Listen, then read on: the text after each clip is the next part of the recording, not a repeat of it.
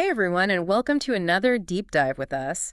Today we're going to be tackling Atomic Habits by James Clear. Oh, yeah. Um, we've all been bombarded with self-help advice, and sometimes it feels like nothing really sticks. Right. But what if the key to lasting change isn't some massive overhaul, Right.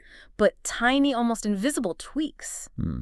That's what Atomic Habits is all about, and that's exactly what we're going to unpack today Yeah. using this detailed summary that you send over. Yeah, it's a really fascinating approach. And you're right, it does resonate with a lot of people. Mm-hmm. Atomic Habits isn't about those dramatic overnight transformations you see on social media. Right. It's about understanding the power of small, incremental changes, those atomic habits that compound over time. Okay, so Atomic Habits. It sounds kind of cool, but I'm guessing it goes deeper than just doing a few small things differently. Yeah, you're right. There's a real science behind it. Okay. One of the key concepts Clear introduces is the 1% rule. Okay.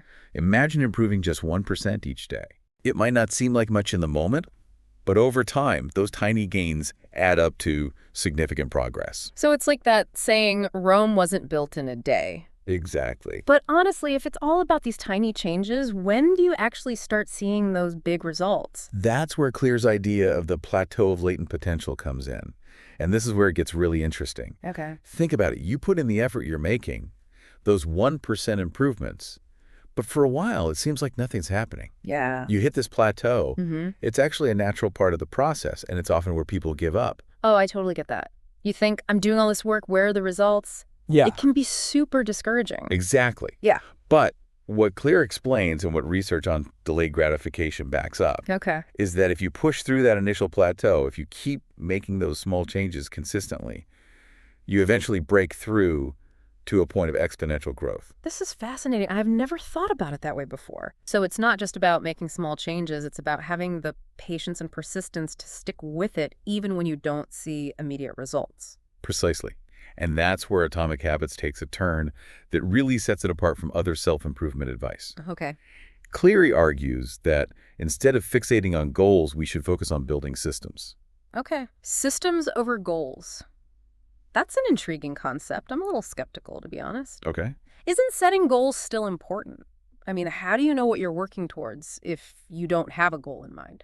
That's a great question, and it's a common misconception. Okay. Think of it this way. Yeah. Goals are the destination you want to reach. Mm-hmm.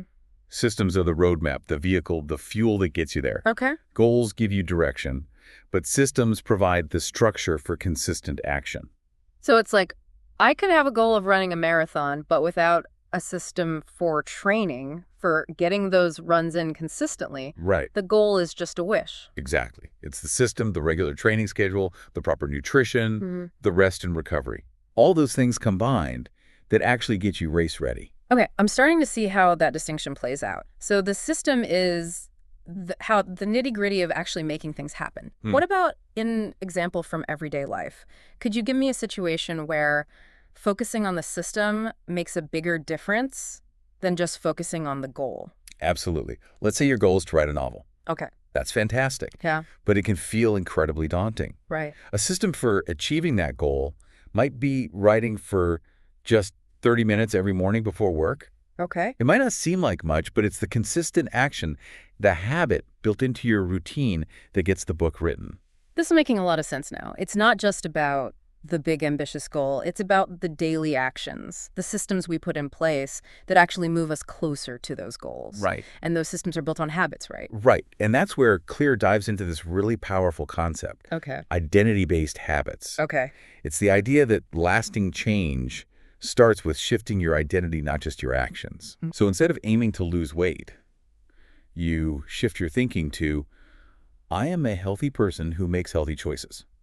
Wait, are you saying that just changing my beliefs can actually make it easier to form new habits? How does that even work? It's actually quite profound. Okay. Think about it. Yeah. If you believe you're a healthy person, you're more likely to make choices that align with that identity. Okay. You're not just trying to eat healthy. You're acting in accordance with who you believe you are. So it's about becoming the kind of person who naturally embodies the habits you want to develop. Exactly. It's about aligning your actions with your desired identity. This is really interesting. So how can our listeners figure out what kind of identity shift might help them solidify a good habit they want to build? It starts with asking yourself some key questions. Okay. What kind of person do I want to be? What qualities do I admire in others? What are the habits and behaviors that reflect those qualities? Mm-hmm. Once you have a clearer picture of your desired identity, you can start choosing habits that support that vision. Okay, that makes sense. But how do we actually put these ideas into practice? Yeah. That's where those 4 laws come in, right? Yeah. The practical tools for building better habits. Yes. The 4 laws of behavior change are the heart of the book's action plan. Okay.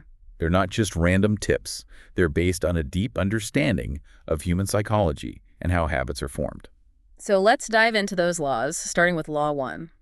Make it obvious.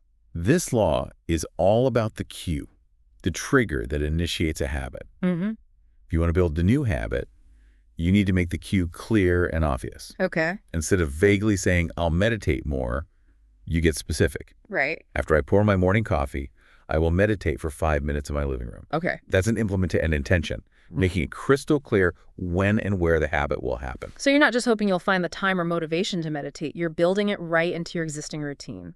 Yeah. I like that. What are some other ways to make good habits more obvious? Clear talks about habit stacking, which is brilliant. You take an existing habit you already do regularly and stack a new habit on top of it. Okay. Like after I brush my teeth, I'll do 10 push-ups. Hmm. It's about piggybacking on the momentum of an established routine. That's a great way to seamlessly integrate new habits into your life. Yeah. It's like you're building a chain reaction of positive actions. Exactly. And then there's environment design. Okay. You want to make good habits obvious and bad habits invisible. Mm-hmm. So if you're trying to eat healthier, put those fruits and veggies front and center in your fridge and stash the junk food out of sight.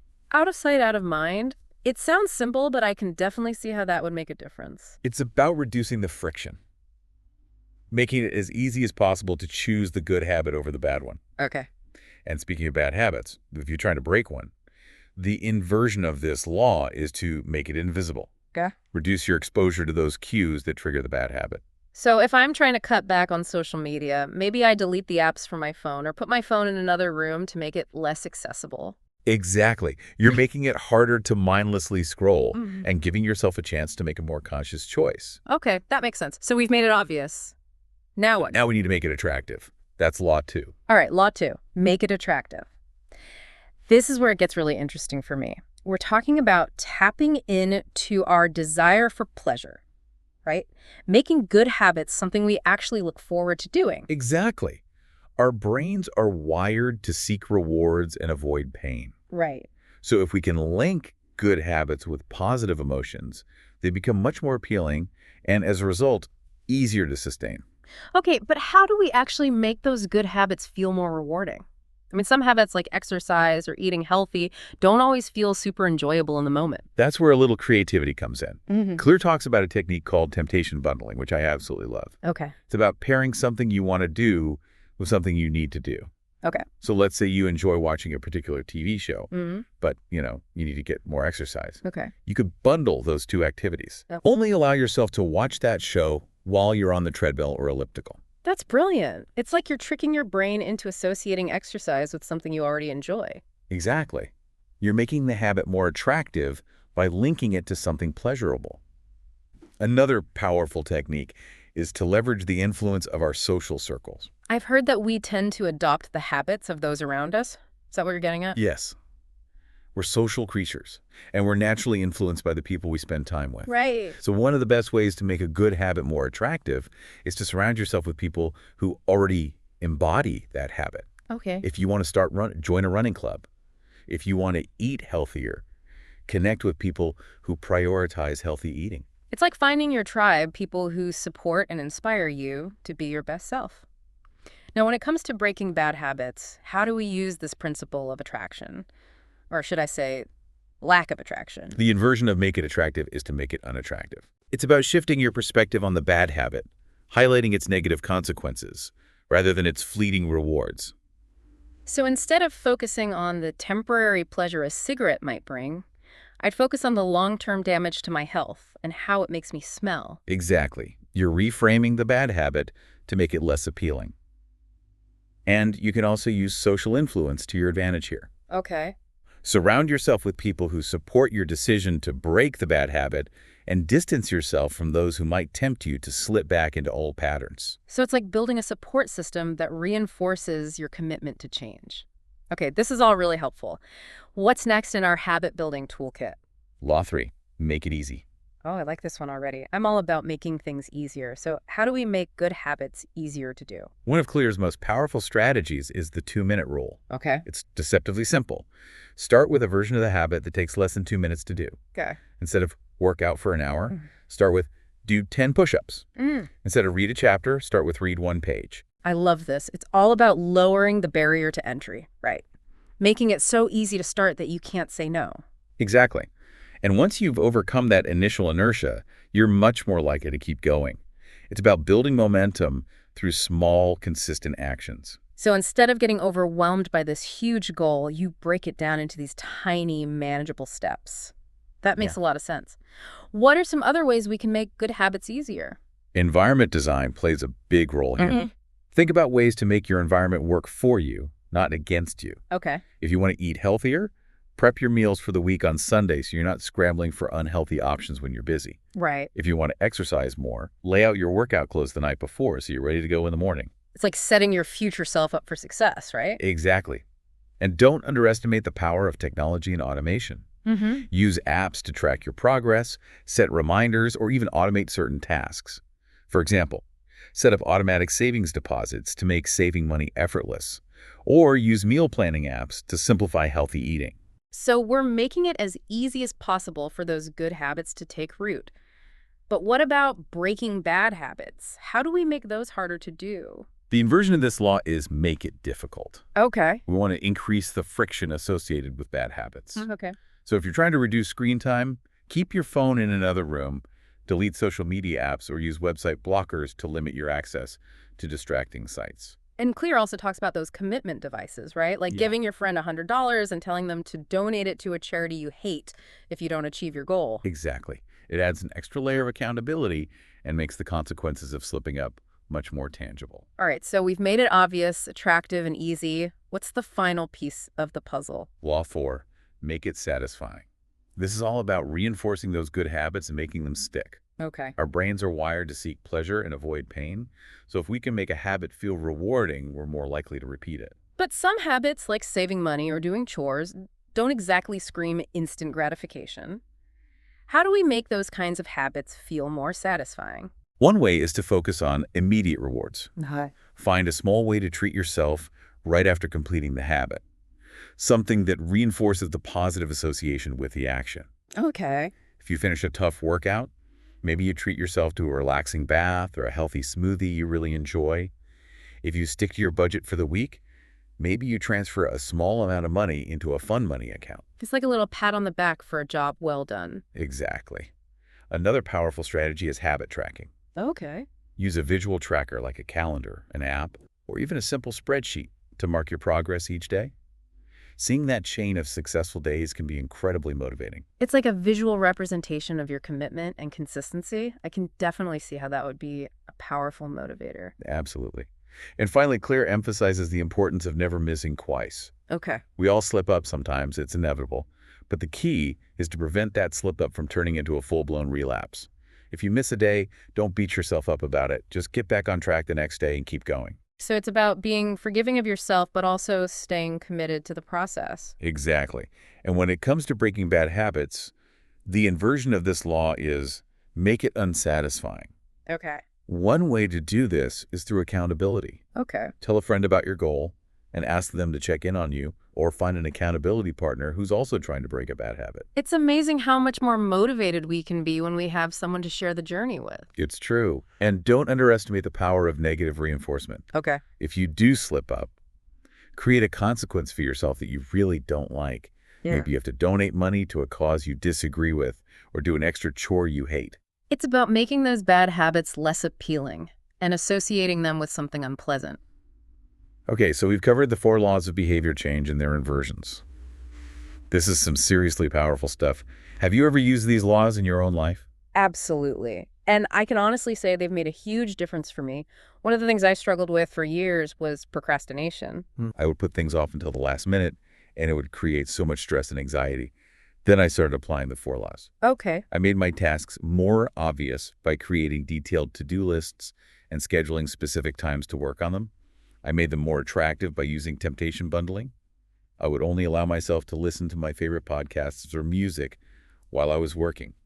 I made them easier by breaking them down into smaller, more manageable steps. And I made them more satisfying by rewarding myself with small treats or breaks after completing each task. Wow, that's a great example of how these principles can be applied to something we all struggle with, procrastination. Did you find it challenging to implement these changes at first? Honestly, yes. Mm. It takes time and effort to rewire your brain and create new habits. But what I realized is that it's not about being perfect. It's about being consistent. Right. The more I practiced these principles, the easier it became and the more natural those new habits felt. It's like anything else, right? The more you practice, the better you get at it. But what happens when we hit those inevitable roadblocks? You know, those times when we slip up or lose motivation? That's where self-compassion and resilience come in. Remember, change isn't linear. There will be setbacks. There will be times when you fall off track. The key is to acknowledge those setbacks without judgment and get back on track as quickly as possible. Welcome back to the deep dive. We've been exploring James Clear's Atomic Habits, and honestly, this book is packed with so many great insights. Before the break, we were talking about the power of systems and how those small, consistent actions can lead to remarkable results over time. But there's one more key concept from the book that I want to make sure we highlight: the Goldilocks rule. Ah, yes, the Goldilocks rule. This is one of my favorite ideas from Atomic Habits, and it's all about finding that sweet spot of challenge to stay motivated. Okay, break this down for us. What's the Goldilocks rule when it comes to building habits? Think about it like this. If a habit is too easy, we get bored. If it's too hard, we get discouraged. The key is to find that just right level of challenge, the one that keeps us engaged and pushes us to grow without feeling overwhelmed. So it's about striking that balance between comfort and challenge, right? Finding that zone where we're stretched just enough to keep things interesting and motivating. Exactly. And what's fascinating is that this Goldilocks zone actually shifts as we progress. Okay. What might have felt challenging at the beginning of our habit-building journey might eventually become too easy. So we need to be aware of that and be willing to adjust our habits as we grow and evolve. How do we know when it's time to up the ante to make a habit more challenging? Clear suggests paying attention to your level of engagement. Okay. If you find yourself getting bored or if the habit starts to feel like a chore, it might be a sign that it's time to increase the difficulty. Okay. Maybe you add a few more reps to your workout, or you set a slightly more ambitious goal for your savings plan. It's about constantly challenging ourselves to grow and expand our capabilities, right? Exactly. But it's also important to be mindful of the other side of the coin, avoiding burnout. Right. If a habit feels consistently overwhelming, or if you're constantly struggling to stick with it, it might be a sign that you need to dial it back a bit. So it's about finding that sweet spot, that Goldilocks zone, where we're challenged but not defeated, where we're engaged but not exhausted. Precisely. It's a delicate balance, but it's a crucial one for long-term habit formation. And I imagine this Goldilocks rule applies to breaking bad habits as well, right? Absolutely. When it comes to breaking a bad habit, we want to make it as unattractive and difficult as possible without creating so much friction that we give up entirely. So if I'm trying to cut back on social media, I might start by deleting the apps from my phone, but if I go cold turkey and completely eliminate all social media from my life, I might set myself up for failure, right? Exactly. It's about finding that balance between creating enough friction to disrupt the bad habit and making the process manageable enough that you can stick with it. This whole conversation has really made me think about how much intentionality goes into building good habits and breaking bad ones. It's not just about willpower. It's about understanding the psychology of habit formation and using those insights to our advantage. I couldn't agree more. And Atomic Habits does a brilliant job of breaking down those complex psychological principles into clear, actionable strategies that anyone can apply. And that's what we love about the deep dive, right? Taking these complex ideas and making them accessible and relatable for our listeners. So as we wrap up our deep dive into Atomic Habits, I want to leave our listeners with one final thought-provoking question. Okay. Think about one area of your life you'd like to improve. What is one atomic habit, one tiny change that you could start building today to get 1% better in that area? That's a great question to ponder. And remember, it doesn't have to be something monumental. It could be as simple as drinking an extra glass of water each day, taking 5 minutes to meditate, or reading one page of a book before bed. Right. The key is to start small, stay consistent, and trust that those tiny changes will compound over time. Beautiful. Well, thanks for joining us for this deep dive into atomic habits. We hope you found it insightful and inspiring. And until next time, keep learning, keep growing, and keep building those atomic habits.